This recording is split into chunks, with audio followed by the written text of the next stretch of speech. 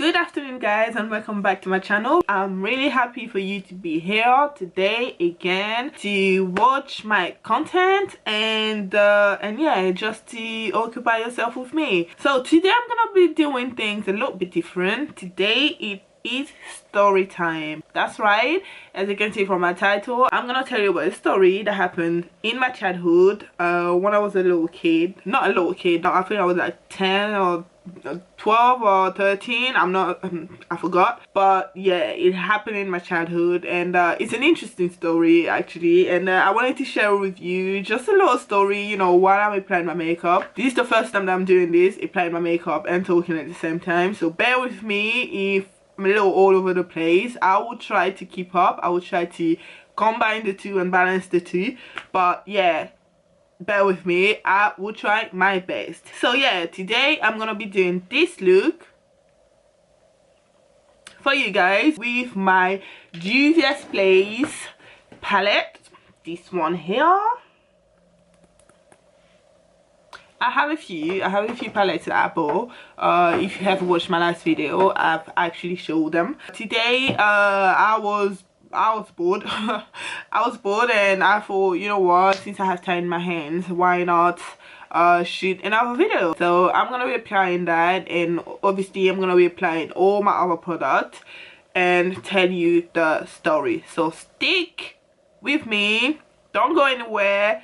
It's gonna be funny, it's gonna be interesting, it's gonna be weird, but just stay with me, listen, and yeah, that's it really. Thank you again for tuning in. I hope you stay safe. I hope you stay in your houses. Yeah, you enjoying your quarantine. So yeah, try to occupy yourselves, try to do something, or else you will just go mad. Yeah, watch me in the meantime until you get out of the house, until you go and do your business. So yeah, spare some time with me and watch this new video. Thank you again for tuning in. Thank you for keeping up with me, keeping up with Nancy Explore, for staying with me, and yeah, let's go start with the story and the makeup. See you later, bye. So yeah, let's start with applying Milk of Magnesia, this.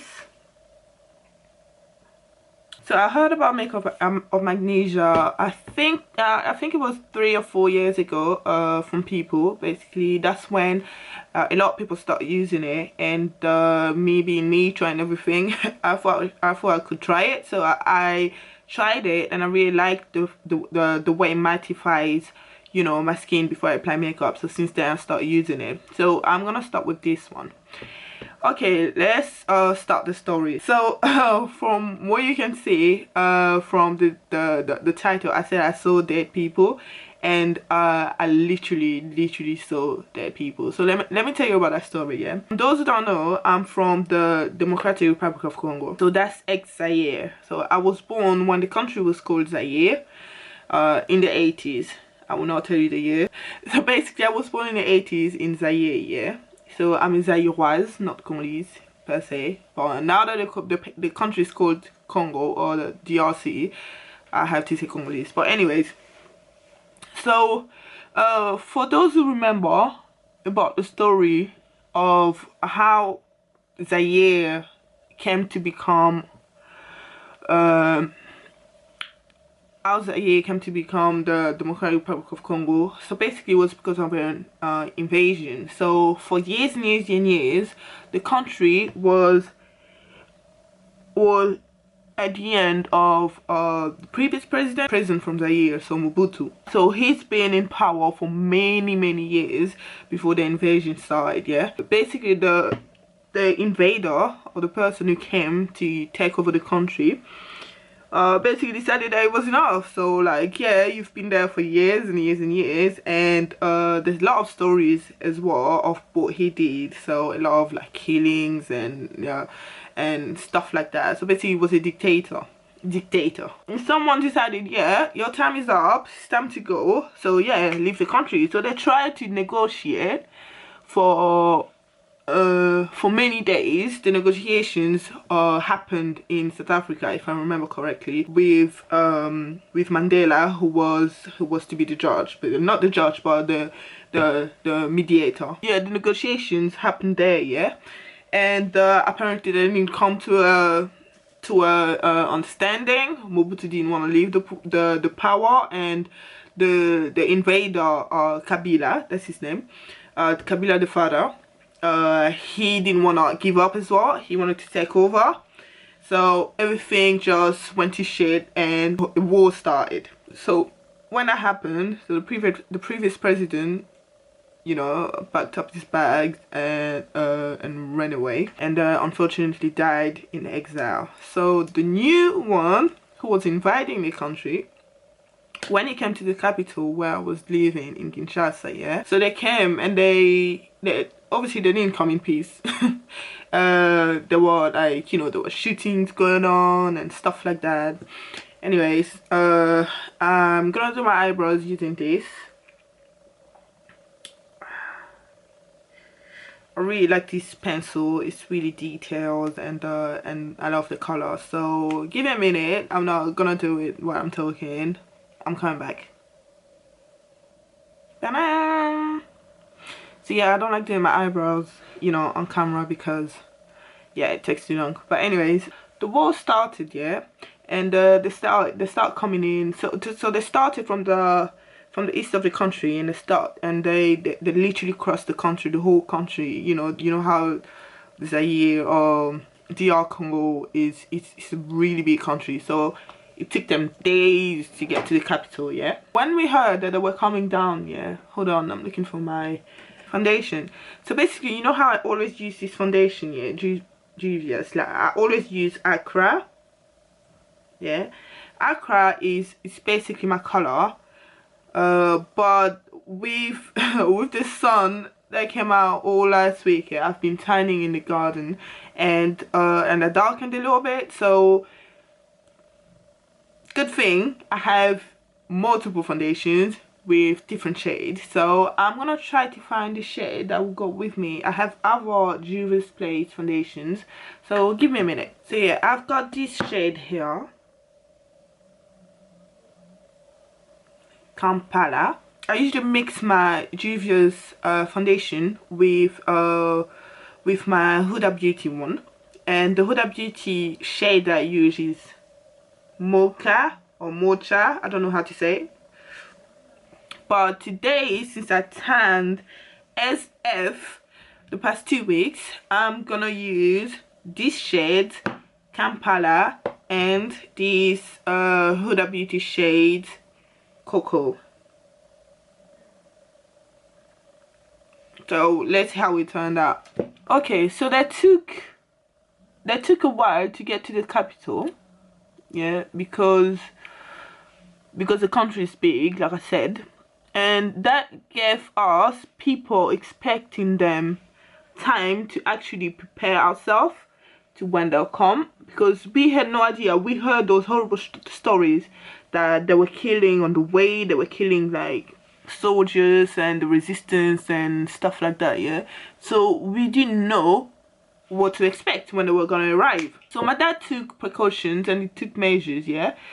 He was just waiting for the right time, the right moment to actually use them. So his plan was to, by the way, this is just one of the many stories of, you know, what happened in the world, and one of the many childhood stories that I remember. Basically, this one actually marked me because it was so intense, you see what I mean? But anyway, just listen, yeah. Yeah, my dad already had this plan, yeah. His plan was to send us to my aunt or my uncle that didn't live far from us, because where we lived was right in the beginning of the street. There was a main road when, you know, when the cars would go in and stuff like that, and our street was literally, you know, emerging in the main road. So they were gonna come from that way, and we didn't live far from the airport. It's because we heard that they were gonna take the airport, so we didn't live far from the airport. So they were gonna come this way, and we were living right in the beginning, you see what I mean? We're like number 6. So what my dad decided was to basically sent us to my uncle who lived way at the back. The area we were living was a small area, yeah, but we had family members who lived around us as well. So my dad decided to send us way at the back here, where it would take, you know, the invasion a long time to get to. We were just getting prepared for the invasion. Hold on, let me just, you know, apply this. Okay, now I'm gonna use this powder, the Saint Laurent powder. What's the name again? Soufflet d'éclat. Anyways, so yeah, so my dad took those measures, you know, to protect us so that we could be safe, because like I said, we didn't expect how it was gonna turn out. They said that it was coming in peace, but we were hearing how they were killing people and stuff like that. So we just like, you know what, my dad was like, you know what, I'm not gonna wait here to see what's gonna happen, so I'm just gonna like try this, yeah. So the day they arrived, we were still at home, yeah, but we start hearing shots from way far, yeah. We already started hearing shots, yeah. And my dad was like, all right, this is the time for you to start going to your uncle's. So when we start getting ready to leave, the shots stopped, yeah. That's what I remember. I'll ask my sister, my brother, those who remember, yeah, I'll ask them again if it actually went that way, but this is how I remember, yeah. So when we heard, when the shots stopped, yeah, my dad was like, all right, this is the time for you to start walking. There was me, my two sisters, and there was my brother. So we start, and my aunt was the one who was going with us. My aunt was the only woman, she was the only female in the house at that time, because my mom traveled at that time. She wasn't there, she went away, she traveled with my little brother when all this happened, so I bet she was really anxious. My aunt was one of the only female in the house, because we used to live with my aunt and uncles. So she was one of the female in the house. So the logic my dad had was for the men to stay at home to protect the house and protect the belongings and everything else, and the women, the children, to be sent away to safety. They were going to stay behind. Basically, that's what happened. So we got ready to leave. By the way, this is Juvia's concealer, and I always use number 20 and number 12. So number 12 is my color. So yeah, so we got ready to leave, and we were just walking. It wasn't just us, it was like a whole lot of people working with us. So everyone was just moving from the beginning of the street, or from the front to the back. So that's what we did. So we were going barefoot. There was no cars, no one was driving. It was basically like, yeah, everyone was on foot. So this is when shit happened. So I'm laughing, but it wasn't funny at that time. It was actually terrifying. So we start walking, and we start hearing shots at the back. So everyone who was like walking with us, we all turned around to look what was happening at the back, and we start seeing people running. So obviously, black people being black people, we don't wait to ask for explanations or what is happening. We all start running. It was crazy. So my aunt took my little sister. My aunt took my little sister's hand, and we all start running.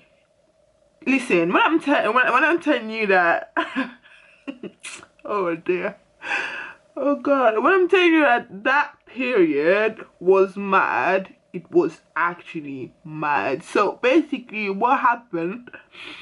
So there was still resistance, yeah, who was there in the area. So they start fighting. They start fighting back, because obviously they didn't want to be invaded. No one likes to be invaded. So they start fighting back. So the rebellion, the people, you know, the invaders, start shooting as well. Obviously, we heard shots, so we start running. So when we start running, yeah, we came across, not far from where we live, there's another family, yeah. We were from the same tribe. I'm from a tribe called the Tetela tribe, yeah. There were a few families from the same tribe, yeah, that my parents knew. Obviously, the Tetelas, like when you from the same tribe, you like it's like you're from the same family. So they were friends of the family. When we start running, we saw them. We saw them at the door because they were like, obviously they were curious. They were seeing all these people running, yeah. We saw them at the door. We didn't even think. My aunt started shouting, let's go there, let's go there. So basically me, my sisters and my brother, and my aunt, we just barged into their house. Literally pushed the door. We barged into the house, and it wasn't just us, it was other people as well. People were looking for safety. So we just went into the house, and obviously they recognized us. I don't think they cared, to be honest. I don't think they cared who was coming into the house. They just wanted to help people. You see what I mean? They just wanted to help people and make sure that no one was injured. So whoever came with us, just let them in. We went in, and we went into the living room. So we went into the living room to hide, and we all hid under the tables and under the furniture, you know what I mean, just to escape any bullet. You know, sometimes you have those bullets just go everywhere and just like, you know, kill you unexpectedly. So that's what we were trying to avoid. Now I'm gonna use my bronzer. It's like, you know, the Fenty Beauty one. I use Coconutty. I'm sure you've seen it from my other videos, but anyways, yeah, we all hid under the tables and under the furnitures, any furniture that we could find. We all hid underneath it. The thing is, from the living room, we could see what was happening outside, because the windows were open. Not the windows, but the curtains were open, so we could actually see, you know, how the soldiers were proceeding, how the soldiers were walking, and how everything was going on outside. The thing with me, I was so curious. I wanted to come out the table, come out underneath the table and see everything that was happening. Well, my sister was shitting his pants. I hope she doesn't see that. She knows who the sister. Basically, she knows who she is. My sister was literally shit in the pants. Yeah, she was scared. She was terrified. Me, I was seeing that as an adventure. Me being the adventurer that I am, I was seeing that as an adventure. I just wanted to see what was happening, because everyone, you know, the older people, like, you know, the older brothers and sisters, you know, were the only one that were allowed to come out and actually see what's going on. So we came out a little later to see, you know, to see what was happening. The rebels like killed everyone else, killed the resistance, and basically they were just making their way. The good thing is they weren't killing, you know, the population. They weren't killing us. They were only killing the resistance. So yeah, but we weren't allowed to leave straight away, so I mean, because we still didn't know if that was gonna happen again, if another fight was gonna break. So my mom's friend told us to stay and not to leave yet. But the thing is, yeah, we couldn't get in touch with our dad. We couldn't get in touch with our uncles. So they were in panic, yeah, especially my dad. My dad was really worried because he didn't know what happened.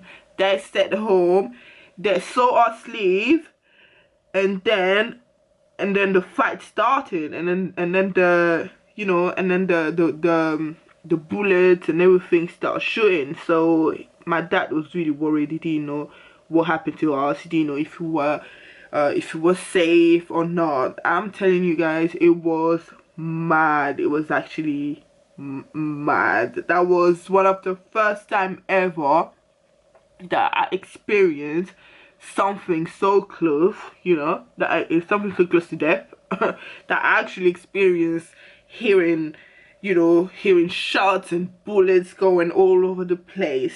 So close, it was mad. Okay guys, I just finished using my setting powder. So this is what I use. I use the Sasha Buttercup setting powder. It's been years since I'm using it now, and I love it. I love the way it just sets and basically just, you know, highlight, just you know, this area, my T-zone and everything, and it works perfectly for me.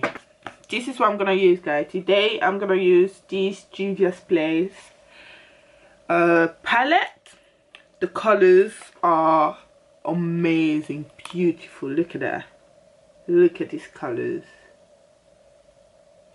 Summer colors. Yeah, this is perfect for summer. I know the sun isn't out, I know it's raining, but like, yeah, I just felt like using, like, it's like you can see, it's untouched. I haven't touched it yet because it's completely new. So these are the colors that I'm gonna use. I'm gonna use this, this,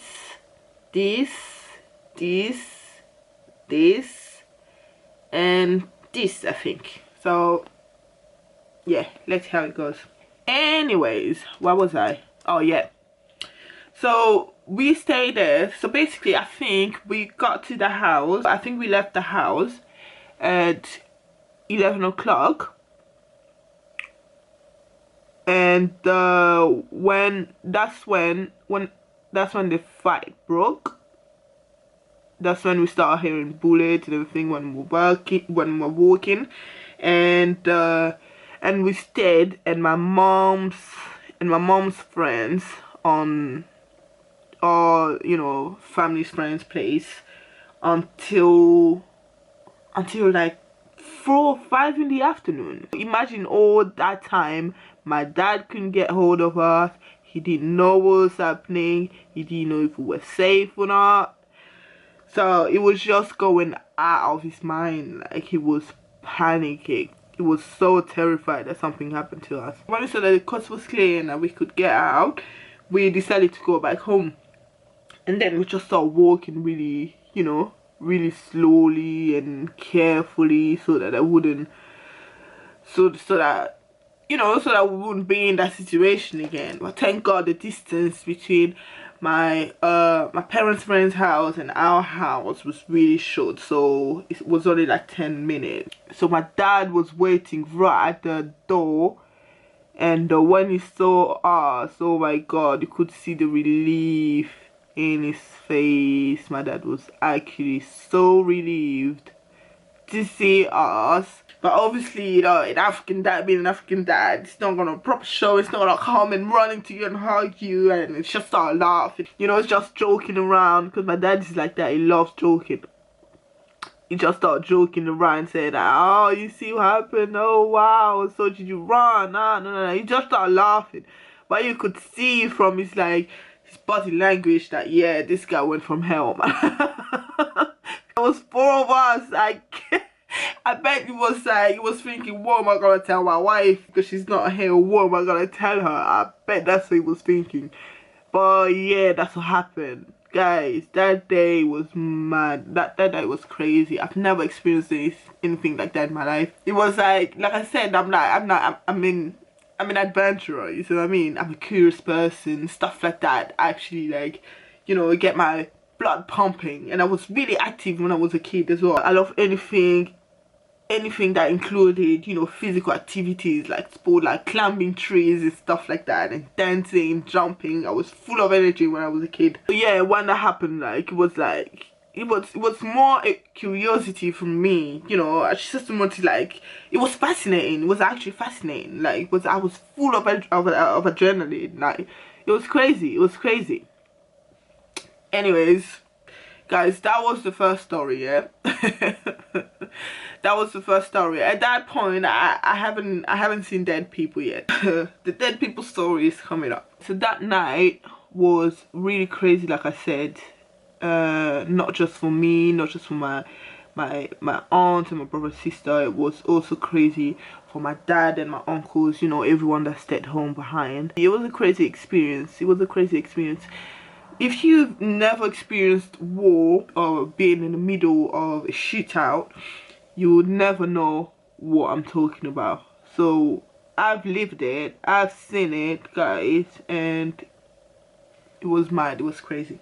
Yeah, so that was my first experience. So let me tell you my experience of actually seeing dead people. Guys, I'm using this color here now. I've already used this too, so now I'm using this.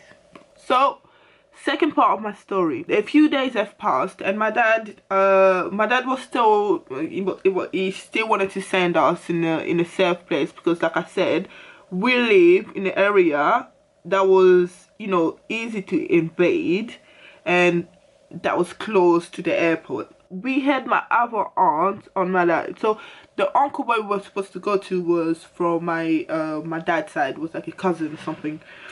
So, but we have another aunt who lived in another area, but that was a little bit far. So since my dad couldn't drive again, we had to walk. So the distance between our house and my aunt's house, I can say it's between Brixton and probably Green Park, I think.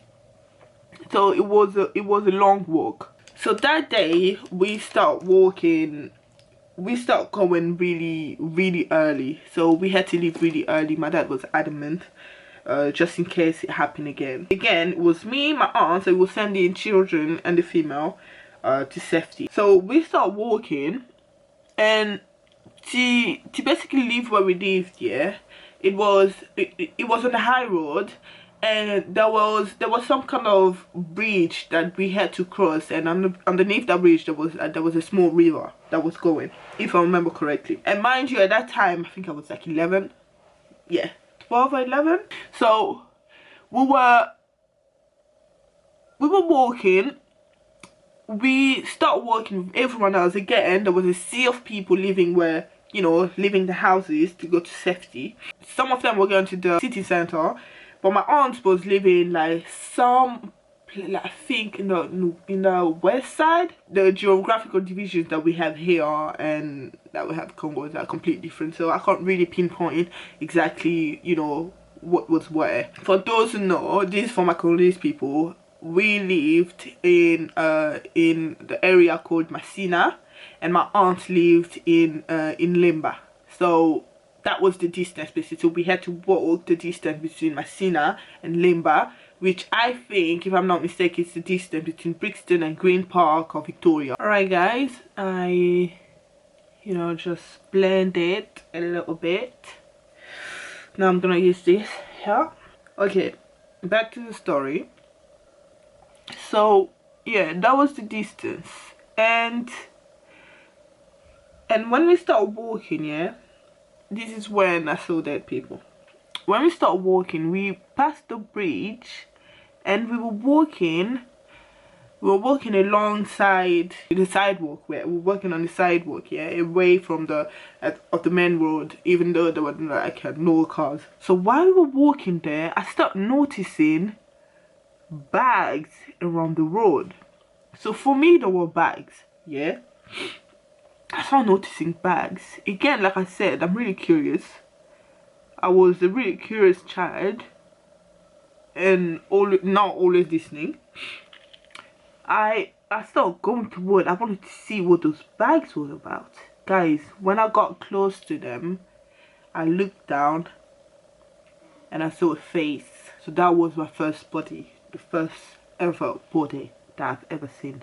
I looked at it and I saw a body. Oh my god, I was like, oh my god, it's a body. And I started telling my aunt, Tontin, Tala, Bakufi. And my aunt pulled me toward her and told me to stay on the road, you know, stay on course and not to look at them. But I was so curious, since it was my first time seeing a body. I was so curious. I was like, oh wow, I was actually fascinated. I was like, oh shit, it's a body. Yeah guys, this was my first time seeing a body.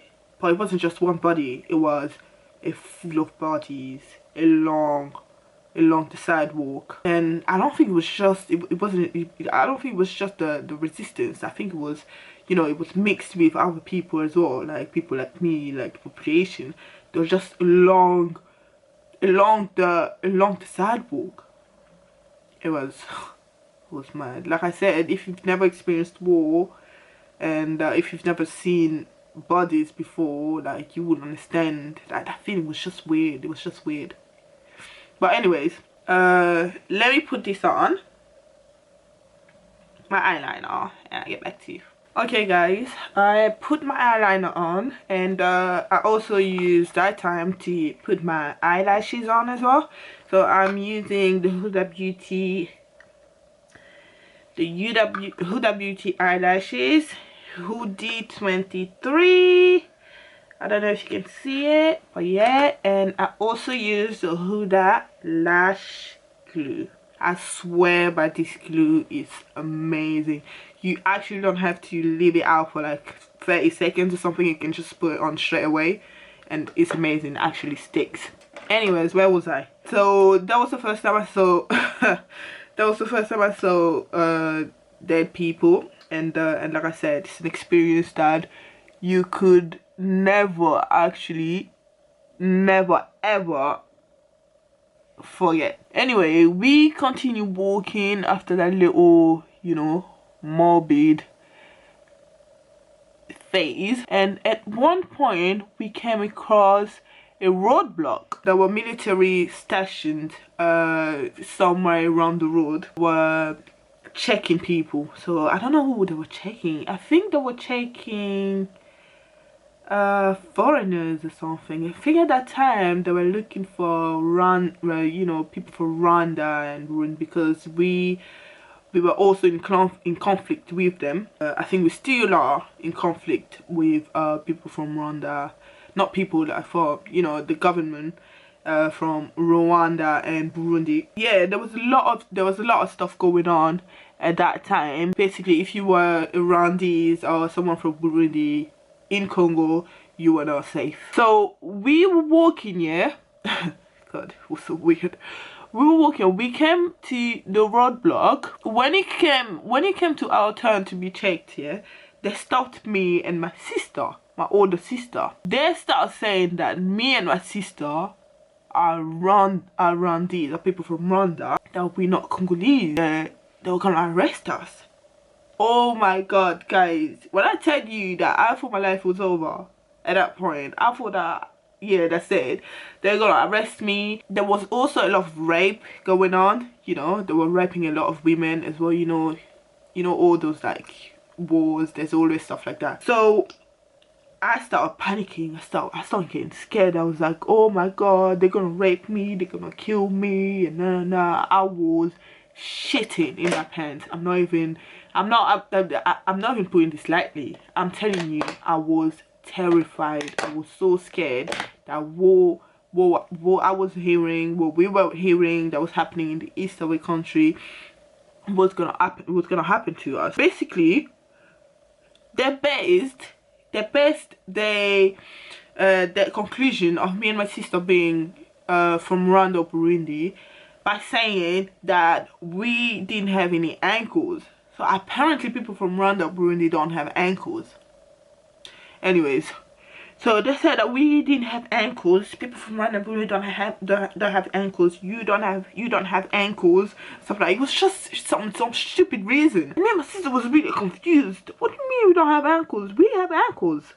No, you don't have ankles. Look at your feet. And I don't know if they were just looking for a reason to take us and to do whatever they wanted with us, or what, because me and my sister were really skinny and tall at that time as well, and people from Rwanda and Burundi, that especially in Rwanda, they're like tall and skinny as well. So we're tall, skinny, and apparently we didn't have any ankles, so therefore we're from that country. Oh my god, me and my sister started panicking, and thank god my aunt was there. My aunt came to our rescue. She was like, no, they're not from Rwanda, Burundi, they're Congolese. They were born and raised here in Kinshasa. They're not from the country. No offense to my people from Rwanda, Burundi, no offense, but yeah, my aunt was just trying to explain to the police that yeah, we're not from there. Anyway, after my aunt explained to them, she managed to convince them that we were Congolese and we were not from Rwanda, Burundi, and we were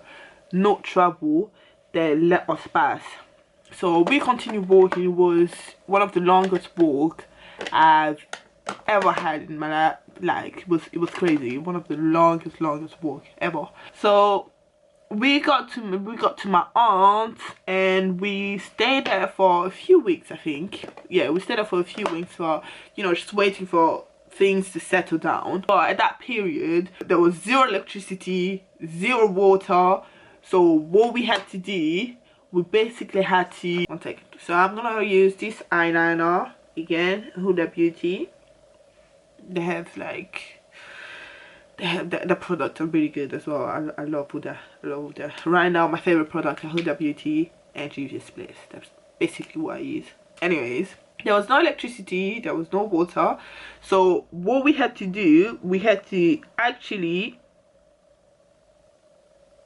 go fetch water. And you know, like African, when they fetch water, sometimes the woman, they can, not just the woman, like we carry the water in a basin on our head, and you have to be pretty balanced to carry that full. Basically you have to carry it without shaking. Guys, the first time I tried it, yeah, my head was shaking like left to right. You know, I remember it now, and now I'm laughing because it was actually funny. It was actually funny. I actually don't blame people laughing at me because I looked fucking ridiculous. Anyways, now I'm gonna use, I'm not sure, I'm thinking about purple or green to use. Underneath my eyes here. What do you think, guys? I think I'm gonna use green. Okay. So yeah, my first time, like I said, was a disaster. Sorry guys, I got cut because I'm using a new camera, so bear with me. It's gonna be cutting for some reason. It's saying something is full, so I don't know. Anyways, coming back to the water, yeah. So basically, everyone was successful to fetch a full basin of water from the river, from the well, all the way back home, yeah. But me, why? I was shaking all the way. You know, when you put the weight of having a full basin, yeah, of water in your head, if you're not balanced enough, if you don't know how to balance your head, yeah, like it's gonna be shaking uncontrollably. So that's what happened with my basin. Like my head was shaking. I was like this, like it was going left, right. So every time I was going left and right, yeah, water was spilling. So I was the only one who came from the well or the river with full basin, and by the time I arrived home, it wasn't even half of it because all the water spilled. It was so funny. It was actually funny. At that time, it was really frustrating for me because I was the only one who didn't bring a full basin back home, but everyone was laughing at me. Like everyone. Oh shit.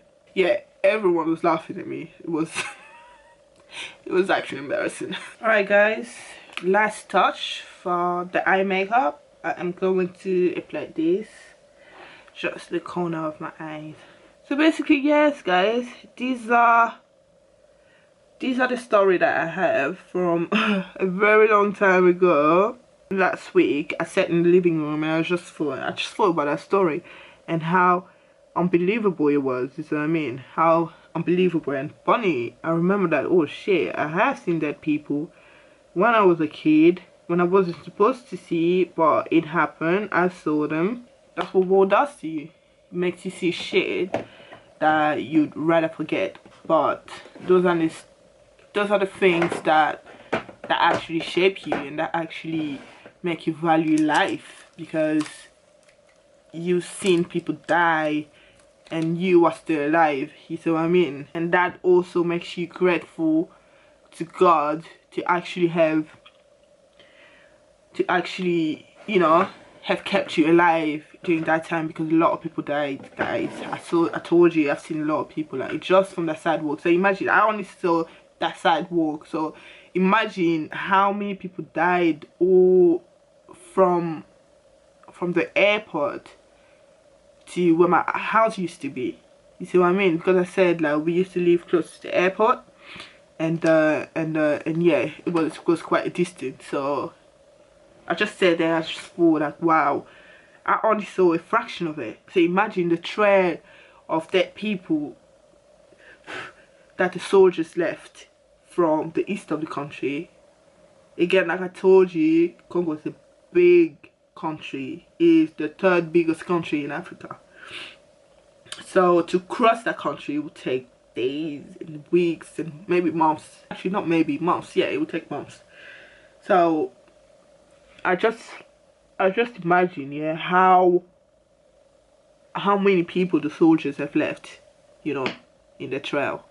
So this video is also to bring awareness of what's happening in my country, because the war isn't over. It's still going on. There are still people dying by thousands every day, women getting raped, children being killed in the worst way imaginable. It's actually crazy. There are millions, sorry, there are millions and millions of people that have been killed since that invasion. And to let you know that war is ugly, I'm sure you know that, but from someone who have witnessed it and who have seen it, have lived it, ducked bullets, it's very ugly. So people were born here you know, the Congolese people were born here and grew up here. Are you really privileged?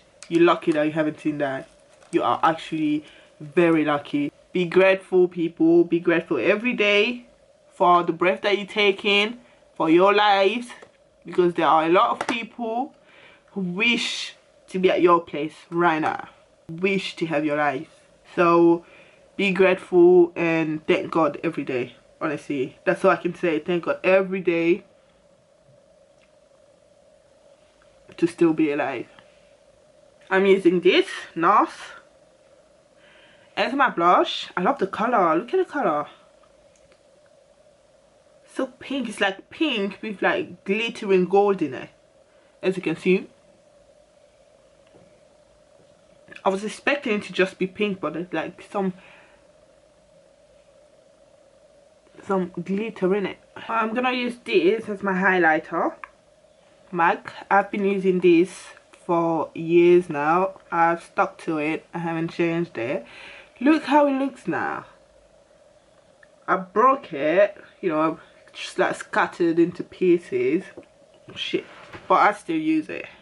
It's a good product. Proper highlight. Let's see. Look at that. Look. One stroke. It's already shining. Love it. But anyway, this is the first time that I told this story, I think in public. I only told this like to like close people, you know, just to show you that where I come from and what I've seen, my journey from my country to here. It's not that I've lived in, you know, my life has been like this all my life or all my childhood. No, this just showed period in my life, in my childhood, where I've actually experienced this. I'm gonna use this for my nose here to highlight it a little bit. Yeah, if you're interested in all the products I'm using, use the description.